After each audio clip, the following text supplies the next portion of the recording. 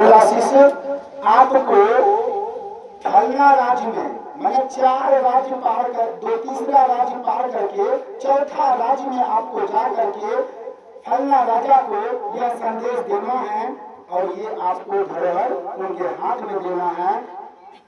तुम कर सकते हो क्या? बोला हाँ गुरुवर, मैं क्यों नहीं कर सकता हूँ, इतना छोटा सा काम, मैं चले जाऊंगा।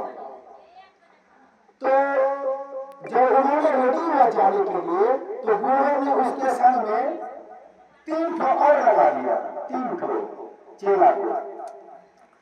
बोला 3 ठो चेला की जरूरत क्या है, मैं तो अकेला काफी हूँ और मैं जाके कह भी दूंगा, मैं कह ही दूंगा। तो 3 को मेरे संग क्यों भेजे हैं? क्या मेरे पर विश्वास नहीं किया आपको? बोला नहीं मेरे मित्र, मेरे भाई, मेरे शिष्य, तुमको तो इतना भरोसा है, विश्वास है मुझको तो और कोई। बोला फिर भी तुम क्यों दे रहे आप? बोला मैं इसलिए दे रहा हूँ कहीं तुम भूल जाओ, ऐसी गप है मेरा, ऐसी बात है मेरी, यह गप तुम कहीं भूल जाओ तो दूसरे को याद रहेगा, कहीं ये दूसरा भूल जाए तो तीसरे को याद रहेगा, कहीं तीसरा भूल जाए चौथा को याद रहेगा ना भाई साहब। कभी कभी हमको माँ बचपना में भेजा करता था दुकान पर, एक सामान नहीं लेंगे तो पता चलता है 3 लोग भेजना चाहिए। क्यों भेजना? कहीं तो भेज रहा है कि ये याद कर देगा तुमको, तुमको लेना क्या है, कहना क्या है।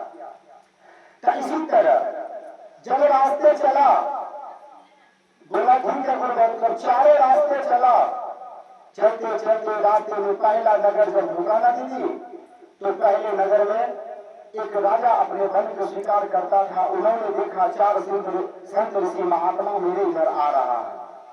उन्होंने चारों को रोक करके पूछा, प्रणाम पाती किया और बोला हे गुरुदेव, आप मेरा आश्रम, मेरा घर चलिए और थोड़ा सा आप लोग जलपान कर लीजिए, तब आगे राज्य आप जाइएगा। बोला कि ठीक है, हम तो भूखा ही हैं, चलिए खा भी लेते, जलपान कर लेंगे तब आगे बढ़ेंगे। राजा ने एक संदेश रखा चारों को मध्य में कि हे ऋषिवर, हे शिष्य, इस चारों में से एक शिष्य आप जो गुरु के हैं हमको बहुत पसंद है, हमको बहुत अच्छे लगते हैं। राजा अपने पसंद कर लिया चारों गुरु एक को। अब काहे पसंद कर लिया दीदी? क्योंकि उसका एक ही बेटी था, राजा का कोई पुत्र न था, एक ही बेटी था। बोला कि मेरा बेटी से विवाह कर लेना। इतना सुंदर सौंदर्य इनको, हम सोचते हैं कि आप ऐसा हट्टा कट्ठा दुर्गा बांध इतना लंबा तगड़ा, आप हम सोचते हैं कि आपसे मेरा बेटी का विवाह हो जाए तो हम सोचते हैं आपका पूरा गांव का राजा बना देंगे आपको, यह हजारों लोग आप राजा रहिएगा और राजा की तरह राज करिएगा।